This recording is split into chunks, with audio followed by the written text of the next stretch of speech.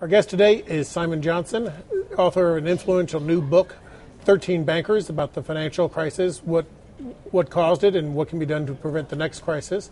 Professor of economics at MIT, a fellow at the Peterson Institute, and a former chief economist at the International Monetary Fund. Welcome. Hi.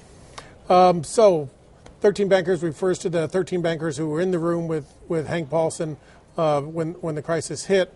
Why is it a problem that there were these 13 bankers who were so large, the Citigroups, the Bank of Americas, the Wells Fargos, and why do they need to be broken up in your view? Well, remember, the 13 bankers, Chris, were responsible for the crisis. It was their incompetence and their arrogance that brought us to the disaster of September 2008. And they were saved. They were saved completely by Hank Paulson. And then in this amazing meeting, March 2009, all 13 were brought into the White House. And they were told they got to keep their jobs, keep their pensions, keep their bonuses, keep their boards of directors, keep their empires. In fact, they were given such an incredible rescue package, they're just going to go out and do it again. They've already become bigger than they were before the crisis. You write about the influence the banks have had in U.S. politics going back to the time of Thomas Jefferson.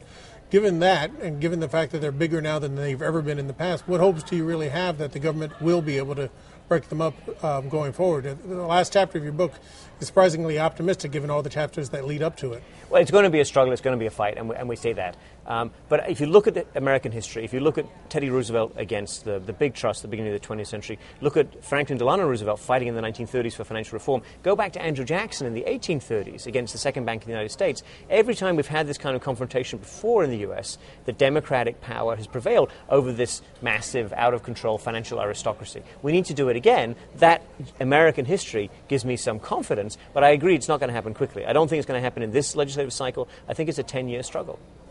There were certainly a lot of players outside of these 13 banks that caused the crisis, non-bank lenders, consumers to some degree, mortgage brokers, a whole range of people.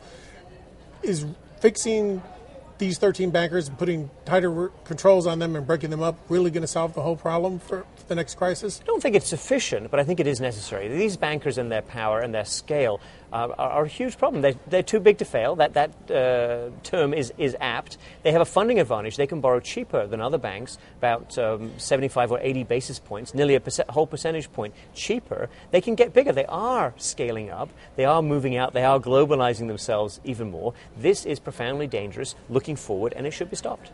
The book, again, is 13 Bankers by Simon Johnson, an influential new book about how we got into the crisis that almost brought down the country and how to avoid the next one.